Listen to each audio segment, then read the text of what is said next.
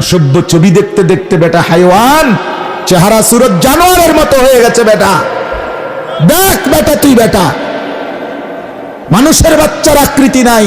নর্তকীর ছবি দেখতে দেখতে, নারীর দৃশ্য দেখতে দেখতে, উলঙ্গ নাচ দেখতে দেখতে, জিনা ব্যভিচারের দৃশ্য দেখতে দেখতে, এই অসভ্য অভ্যাস যাদের, রাত জেগে দিন জেগে মোবাইলের যারা নারীর ছবি আর নর্তকীর নাচ দেখে, ওই অপদার্থদের চেহারা দেখেন, চেহারার মধ্যে কোনো রস কষ, দয়া মায়া, মানবতা ভদ্রতা বলতে কিচ্ছু নাই।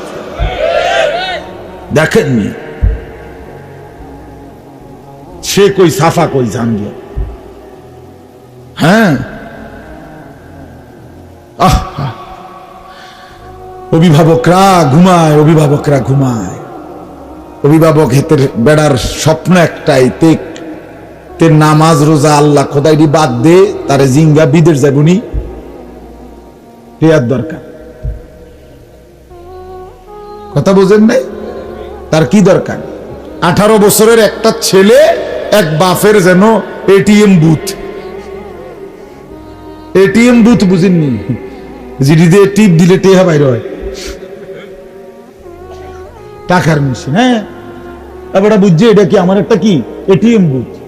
এত নামাজ রোজা ইমান আমল আখেরাত পরকাল তো বাদ দি চাইতাম না, বিদেশ যাবি নি হেডা কর, টিয়ার দরকার তো। চাষায় জমি বেচবো শুনতে আছি, কোন সময় জমি ছেড়ে দেয় টিয়া না মিল না রাখলে।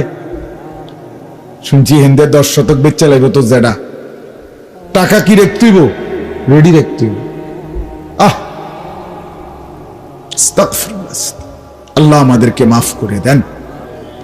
আমার বাপ, আমার ভাই, আমি মূলত কথাই শুরু করছিলাম। প্রিয় নবী সাল্লাল্লাহু আলাইহি ওয়াসাল্লাম 2 মাস টানা রমজানের জন্য দোয়া করতেন, মনে আছে নি কথাটা? অতএব রমজানকে চাওয়া, রমজানের জন্য কামনা করা, রমজানের জন্য দিল থেকে দোয়া করা, এটা একটা আমল, এটা একটা রাসূলুল্লাহ সাল্লাল্লাহু আলাইহি সাল্লামের অনুসরণ, ঠিক কিনা বল? 2 নাম্বার, নবী সাল্লাল্লাহু আলাইহি ওয়াসাল্লাম শাবান মাসে, রমজানের এই আগের মাস, যেটা এখন চলতেছে, এই মাসে লম্বা টানা 15 দিন, 10 দিন, 12 দিন, 17 দিন নবী সাল্লাল্লাহু আলাইহি সাল্লাম নফল রোজা রাখতেন। বছরের 11 মাসের মধ্যে একমাত্র এই মাসেই নবী রমজান ব্যতীত সবচেয়ে বেশি নফল রোজা রাখতেন। অন্যান্য মাসে নফল রোজা রাখতেন নির্ধারিত, যেমন 13, 14, 15 চাঁদের আইয়ামে বীজের 3টা রোজা রাখতেন, সোমবার বৃহস্পতিবার দিন রোজা রাখতেন, আশুরার 10ই মুহররমের রোজা রাখতেন, জিলহজ মাসের 9 দিন রোজা রাখতেন। হ্যাঁ, এগুলো রাসূলুল্লাহ সাল্লাল্লাহু আলাইহি ওয়াসাল্লাম, ওই শাওয়াল মাসের 6 রোজা রাখতেন, এগুলো নবীজির আমল ছিল। কিন্তু এমনিতে নফল রোজা টানা 15 দিন, 17 দিন, 12 দিন, 10 দিন টানা নফল রোজা, ফরজ না, রমজানের রোজা না, নফল রোজা এই শাবান মাসে নবীজি রাখতেন। নবীর সাহাবীরা জিজ্ঞেস করছেন, ইয়া রাসূলুল্লাহ সাল্লাল্লাহু আলাইহি ওয়াসাল্লাম, আপনি রমজান ব্যতীত এই শাবান মাসে এত লম্বা, এত বেশি নফল রোজা রাখেন কেন? নবীজি বলতেন, তাযীমান লি রমাদান, রমজানের সম্মানার্থে, রমজানের প্রাক প্রস্তুতি, রমজানের জন্য প্রিপারেশন, রমজানের ভালোবাসায়। আল্লাহ যেন দেখে আমার বান্দা তো রমজান চাইতেছে, রোজা রাখবে, আরে কয় কি রাখবে, তে তো রোজা রাখা শুরু করে দিছে, পরে হায়াত দিব না তো কারে দিব, ওই দেখি রোজা রাখতেই আছে অনেক, আল্লাহ খুশি হবে, খুশি হবে। এজন্য এই রমজানের পূর্বে এই 2টা আমল, এক, রমজানের জন্য কি করা, কমা কয় না, কথা কয় না। আমি দা সান্দিনার জামাই, আপনার আমার শ্বশুরবাড়িতে আন্দিনা, জানেন নি আপনারা? জানেন না তো কি জানেন, তো আর কইয়ে লাভ কি, জানেন না? জান আমার তো শ্বশুরবাড়ি চান্দিনা, তেগুরিয়া, তেগুরিয়া নাম শুনছেন না? ওই তেগুরিয়া গ্রাম। আমার শ্বশুর অনেক বড় আলেম, আল্লাহওয়ালা, বুজুর্গ আলেম, আলহাজ হযরত মাওলানা মুবারক হুসাইন মান্না, ঢাকা মধ্যবাড্ডা একটা বড় দাওরায়ে হাদিস মাদ্রাসার মুহাদ্দিস। আমি আমার শ্বশুরের একমাত্র জামাই, ওটার মেয়ে একজন। যাই হোক, তো কাজেই কথা কন, আমি তো গল্লাই মাদ্রাসার ছাত্র। 1997 সালে পূর্ণ 1 বছর আমি গল্লাই কমপ্লেক্সে পড়ছি।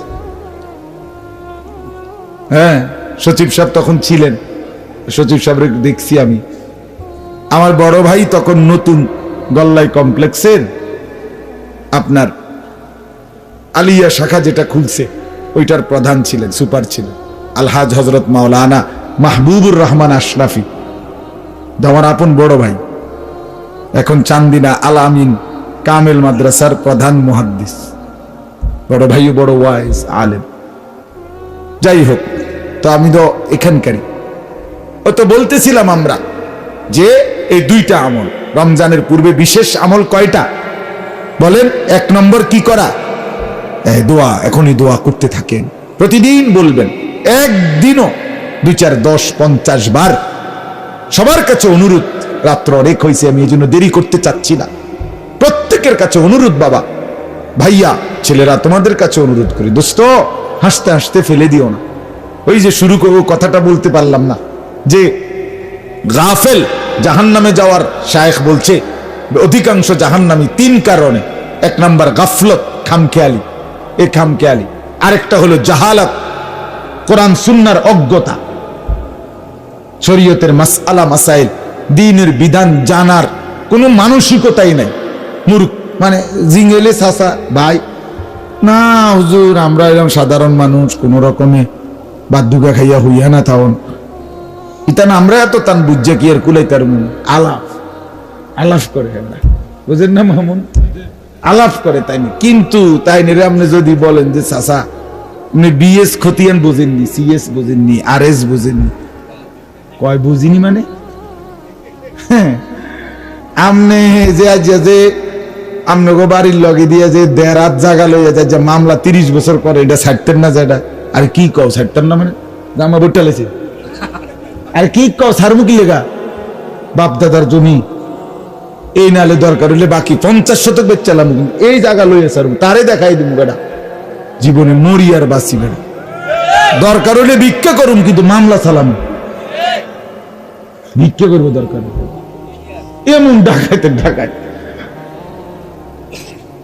আছে না, এমন কি কর না কা, ভিক্ষা করবে দরকার হলে হবে। তার ফুতেরে কয়ে গেছে, তুই বেড়া যদি বাপের ঘরে হয়ে থাকস, তোর কাকারে দিচ্ছে এই জমি, কিন্তু কইলাম তাহলে আমি কবর ফাইটটা মরে যাবো। আবার আপনি তো মরেই গেছেন, আপনি মরণে তো আপনার কবরে দিচ্ছে।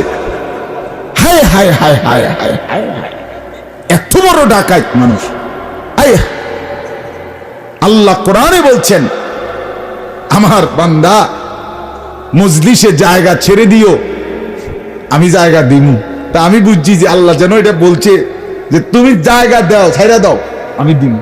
আর রাসূলুল্লাহ হাদিসে বলছে, অন্যায় ভাবে 1 বিঘত জায়গা, মান আখাযা শিবরাল আরদি যুলমান, কারো যদি কেউ অন্যায় ভাবে 1 বিঘত জায়গা জুলুম করে নিয়ে নেয়, খোদার কসম নবী বলছে কিয়ামতের দিন 7 তবক জমিনের নিচের মাটি ওই নাফরমানের কাঁধে, শরীরে, দেহে পেঁচাইয়া দেওয়া হবে। তাওয়াক্কাহুল্লাহু ইয়াউমাল কিয়ামা 7 আরদিন।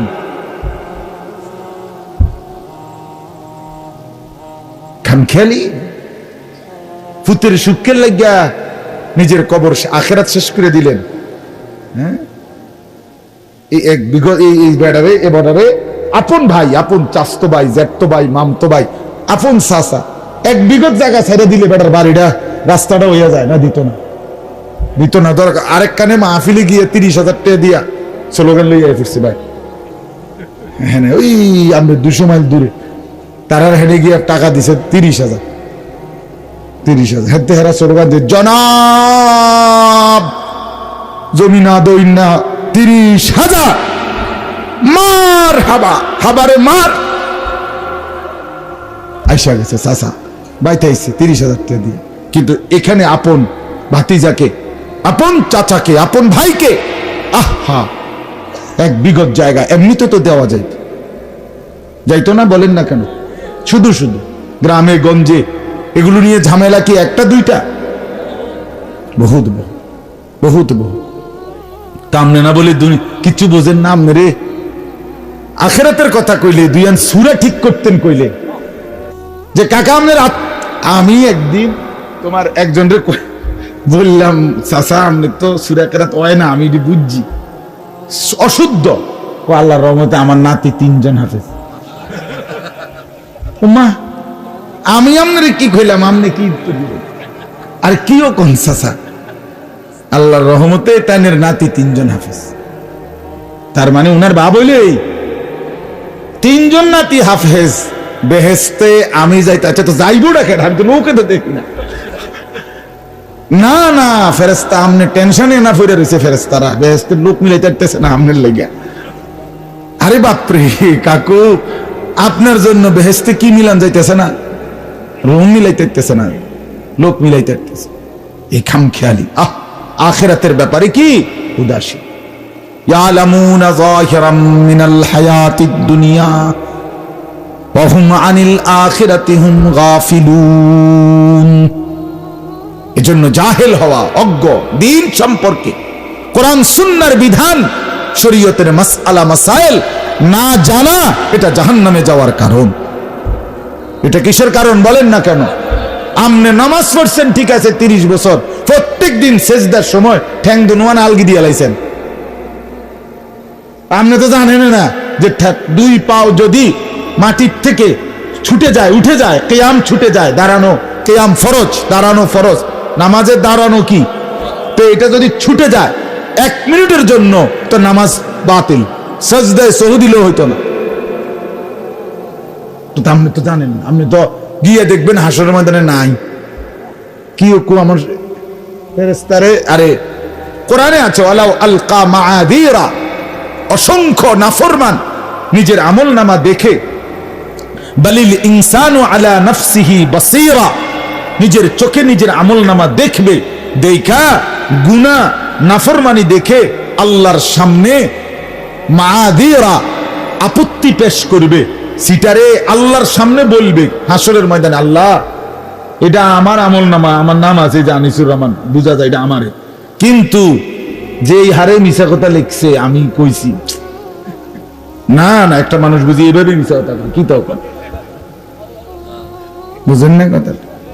এইভাবে সুদ খাইছি, ঠিক আছে খাইছি, আচ্ছা আমিও একেবারে ফিরতাম না, কিন্তু বুঝি 2-4 টাকাও বালাটিয়া নাই। ওয়ালাউ আলকা মাহাদিরা, হ্যাঁ এরকম আপত্তি করবি। আল্লাহ শনিবার রবিবার সোমবার ইডি নামাজ পড়ছি না, আমি নিজেই কইতে পারি, কিন্তু শুক্রবারে যে 2 রাকাত পড়ছি এডিও তো নাই। এটাই তো পরিষ্কার বোঝা যায় এই ফেরেশতা নিজে নিজে বানাইয়া লিখছে, নাইলে আমার শুক্রবারের নামাজ ডাকো। আল্লাহ বলবে হ্যাঁ এটা তো একটা কথা, তুমি তো শুক্রবারে 2 রাকাত পড়ছিলে, এই ডাকো। ফেরেশতাকে জিজ্ঞেস করবে, ফেরেশতা কও আমার বান্দার শুক্রবারের 2 রাকাত কই? ফেরেশতা বলবে আল্লাহ ওযু আছিল, ফরজ গোসল আদায়, হ্যাঁ ফরজ গোসল কি হয় নাই? নাকের নরম জায়গায় পানি পৌঁছানো ফরজ। যখন গোসল ফরজ হয়, বীর্যপাত হয়, তো নাকের নরম জায়গায় কিভাবে পানি পৌঁছায় জানি তো? লক্ষ লক্ষ আপনি জেনারেল শিক্ষিত ছেলে মেয়েকে আল্লাহ মাফ করুন জিজ্ঞেস করে দেখেন, বলো বাবা তুমি কও নাকের নরম জায়গায়, প্রত্যেক মানুষের নাকের 2 অংশ, এক অংশ শক্ত জায়গা, এক অংশ নরম জায়গা, এইভাবে বাঁকা হয় যে দূরে বলে নরম জায়গা, এই পর্যন্ত পানি পৌঁছাইতে হয়। পানি নিয়ে নিঃশ্বাস বন্ধ করে নাকের কাছে নিলে হাতের কোষে হালকা টান দিলেই নাকের নরম জায়গা পর্যন্ত পানি চলে যায়, অটোমেটিক চলে যায়, এনে এনে ঝাঁজ লাগে হালকা, বুঝাই যায়। এটা তো জানে না অসংখ্য মানুষ, এবং ওই গুরুত্ব দিয়ে সে তো পানি পৌঁছায় নাই। অজুর মধ্যে নাকে পানি দেওয়া সুন্নত, কিন্তু ফরজ গোসলের সময় নাকের নরম জায়গা পর্যন্ত পানি পৌঁছানো ফরজ। এখন ফরজ আদায় না হলে আপনারে যদি বঙ্গোপসাগরে নিয়া, আপনার স্পিড বোটে করে মাঝখানে নিয়া এরপরে সুবানি দেয় যে আপনারে বঙ্গোপসাগরে গোসল করাইছে, তারপরও আপনি কি হবেন না? নাজাফত আর তাহারাত এক কথা নয়, পরিচ্ছন্নতা আর পবিত্রতা এক কথা নয়। পরিচ্ছন্ন হতে পারে সাবান ডল্লা, পরিচ্ছন্ন হইতে পারে অন্য কোনো ভাবে, কিন্তু পবিত্রতা অর্জন হয় শুধুই ইসলাম সম্মত পদ্ধতিতে।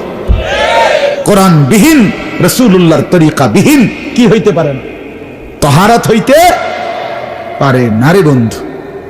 গাতে আপনি মনে করেন সাবানের গ্যারান কর, সেন্টের গ্রান কয়, কিন্তু এটা পরিচ্ছন্ন হইতে পারে, পবিত্র হয় না।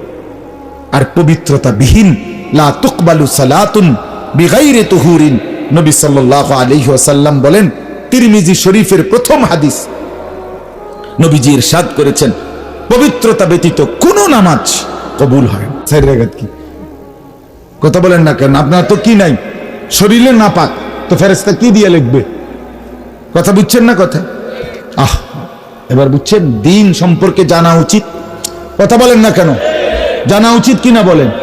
হিসাব ছাড়া আপনি আলেম আছে জিজ্ঞেস করেন, যত ওলামাদের পরিষদ, আপনি জিজ্ঞেস করেন, হিসাব ছাড়া কেউ যদি 1 কোটি টাকাও দান করে, কিন্তু তার উপরে যে ফরজকৃত যাকাত, যেটা শরীয়তে ফরজ, এটা 1 টাকাও আদায় হবে না।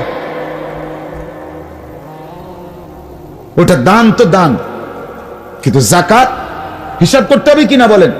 হিসাব করতে হবে, আপনাকে হিসাব বের করতে হবে। আপনি আপনার মন মতো করলে হবে। আপনি আমার জিজ্ঞাইলে, আচ্ছা বের হুজুর, আচ্ছা পরিষ্কার কথা কন, নামাজ 4 রাকাত, সেজদা কয়টা মোট? 8টা, রুকু কয়টা? 60টা। আচ্ছা, তো আপনি 8টা সেজদা 4টা রুকু বুঝ পাইলি তো হইছে, তো আমি এবারে সেজদা দেওয়ান লেছি, আবার 8টা এক লগে দিয়ে দিই, যে হুজুর একটা বুঝ পাইলেন তো, আবার রুকু 60টা মারো একসাথে, রুকু হয়েছে তো? নামাজ হয়েছে তো? ওরার ডিম হয়েছে, কিচ্ছু হয়নি। ঠিক কি না বলেন? তাহলে আপনার মন মতো হবে কি না? বাফ জাহালাত, অজ্ঞতা। ওলামাদের দরকার কেন? কেন যুগে যুগে আল্লাহ তাআলা ওলামা তৈরি করছেন? কেন তৈরি? বিশ্বাস করেন, আল্লাহর কসম, একদিন জমিনে মুসলমান ইমানদার মনে রাখবেন, ওলামায়ে কেরাম শূন্য হলে ইমান আমলের নিরাপত্তা, আখিরাতের পথ আপনাদের আমাদের কারোই মিলবে না, মিলবে না রে বাপ। ওলামায়ে কেরাম থেকে বিচ্ছিন্ন হয়ে সফলতার মঞ্জিল, আখিরাতের সন্ধান, জান্নাতের পথ কেউ পাবে না, কেউ পাবে না কোনদিন। মোবাইল টিপ্পা আখিরাত মিলবে না, ফেসবুক টিপ্পা আখিরাত মিলবে না। আখিরাত মিলতে হবে ওলামায়ে কেরামের সান্নিধ্যে, ওলামায়ে কেরামের সোহবতে।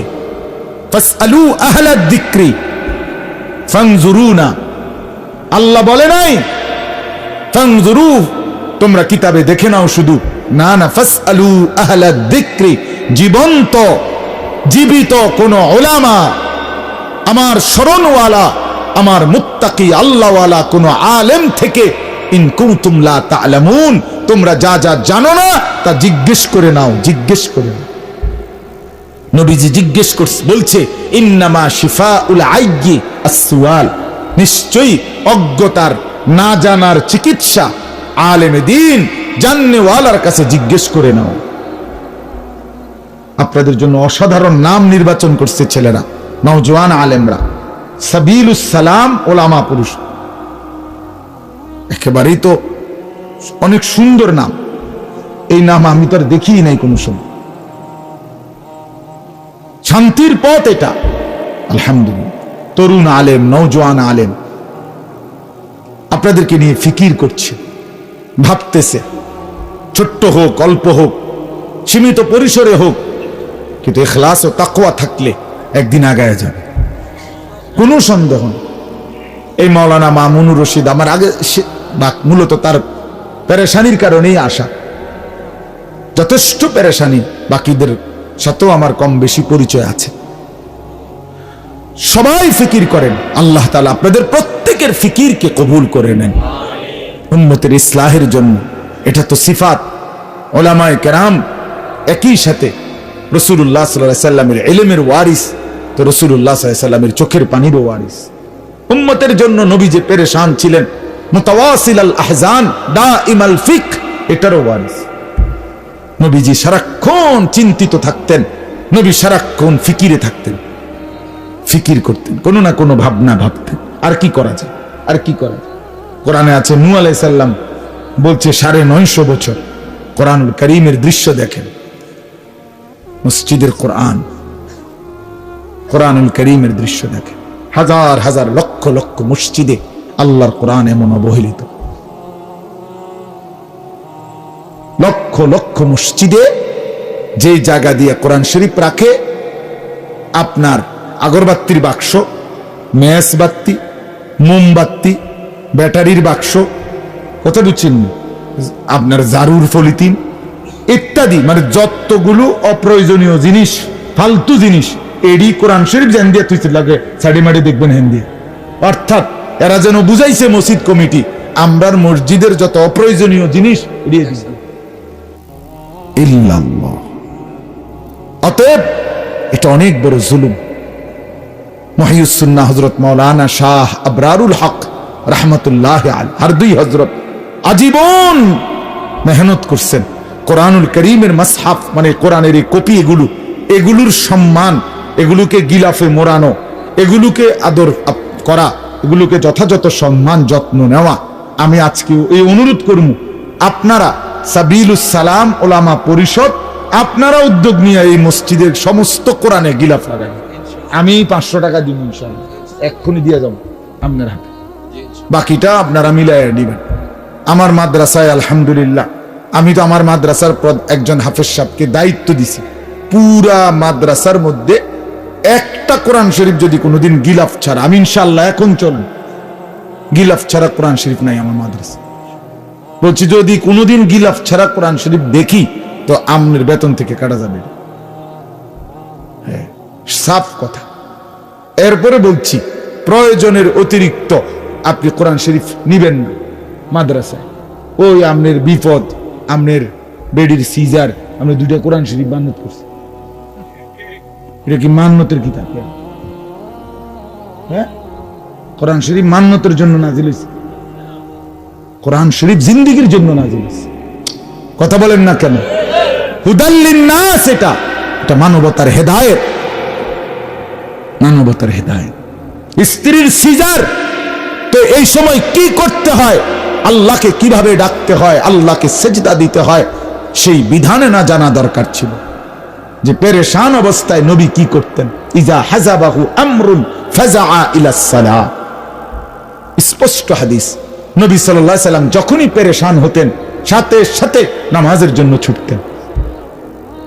হযরত আনাস রাদিয়াল্লাহু তাআলা নুকে জিজ্ঞেস করছে, নবী সাল্লাল্লাহু আলাইহি সাল্লামের জামানায় আপনারা ঘূর্ণিঝড় অথবা তুফান দেখলে কি করতেন? উনি বলতেন, আরে আল্লাহর বান্দা, আস্তাগফিরুল্লাহ, বলো কি তুমি? ঘূর্ণিঝড় তুফান দেখলে নবীর জামানায় কি করতাম আমরা? মানে আমরা তো নবীজির জামানায় আকাশ অন্ধকার হলেই, শুধু আকাশ কালো হলেই মসজিদে ছুটে নামাজে দাঁড়িয়ে যেত। ঘূর্ণিঝড় তার পরের খবর, এর আগেই তো নামাজে দাঁড়াই যেত। বিপদের ঘনঘটা দেখলেই আমরা নামাজে দাঁড়াইতাম। করণীয় তো ছিল এইটা।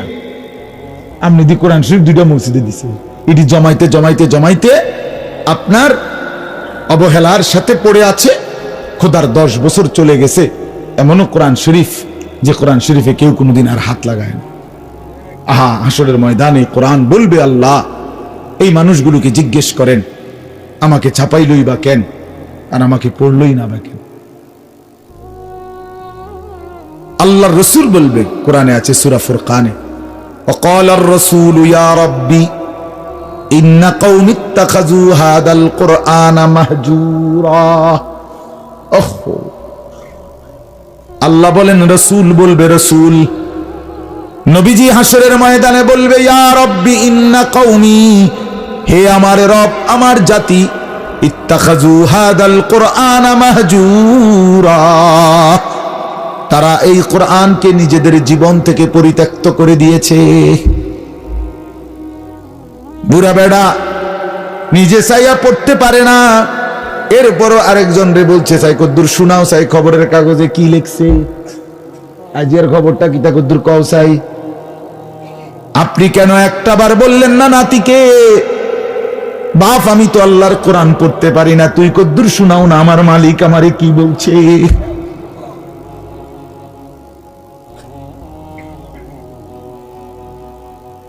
আমার নানি, বুড়া নানিরে দেখতাম, আমার নানি, আমার খুব মনে আছে, আমি এটা আরো অনেকবার বলছি না, আমার নানিরে দেখছি আমি ছোটবেলায় নানার বাড়িতে খুব বেড়াইতে যাইতাম, যেই কোনো ছুটিতে নানার বাড়িতেই যাইতাম। ছোট মামা মামি খুব আদর করতেন, নানি আদর তো নানার বাড়ি গেলেই নানি, প্রথম দেখা করলেই নানি বলতো নাতি, নানি রে ওগা সূরা তর্জমা শোনাও না। সবসময় একটা আল্লাহর কসম আমার নানির এই অভ্যাস ছিল। আমার মনে আছে আমি ছোটবেলায় এমনও হয়েছে, নানার বাড়ি গিয়েই নানির কাছে গিয়া প্রথমেই কইতাম, নানি শোনেন বেড়াইতাম আইছি, 2টা দিন বেড়াইতাম আইছি, ঝামেলা করেন না কিন্তু। সবসময় আমরা আইলেও আমরা জ্বালায় এনে কোনো বেড়াইতে পারি না, কিচ্ছু না, আপনাদের সুরের কি কইতাম, তর্জমা কইতাম, সুরের তর্জমা কইতে আইছি, বেড়াইতাম আসছি, খুদা ঝামেলা করেন না নানি। নানি আমারে জড়ায় ধরে কইতো, নাতি তোমার লাগে টাকা রাখছি, বই কিনো, কিতাব কিনো, নানু টাকা দিব অনেক, তুমি একটা সূরা শুনো। তো তখন বলতো আচ্ছা তো তাহলে ঠিক আছে। ছোট মানুষ তখন বুঝতাম যে না, নানি টাকা দিবে তো ঠিক আছে শুনাই। তো ছোট ছোট সূরার তর্জমা শুনাইত। মালিকের কোরআন শুনতে পেলেন, এই কান আর শুনলো কি রে বাপ? আল্লাহর কোরআন পড়তে পারলেন না, এই জবান আর কথাই বলল কি? আমি তো প্রায় বলি, যেই চোখ আল্লাহর ঘর দেখে নাই, কাবার কালো গিলাফ, যেই চোখ মদিনার সবুজ গম্বুজ দেখে নাই, হায় সেই চোখ দেখলোই কি আর দেখার মজাই পাইল কি? জীবনে দেখার স্বাদ পাইল কি? কালো গিলাফই দেখে নাই তো দেখলো কি? সে নিয়ত করেন ইনশাআল্লাহ মালিকের ঘর দেখবেন, বলেন ইনশাআল্লাহ। রাসূলুল্লাহর রওজার সামনে দাঁড়াবেন, বলেন ইনশাআল্লাহ। হ্যাঁ, নিয়ত করে দিল থেকে চাইতে হয়, দিল থেকে চাইতে হয়। আল্লাহ তৌফিক দেবে, আপনি চাইতে হবে।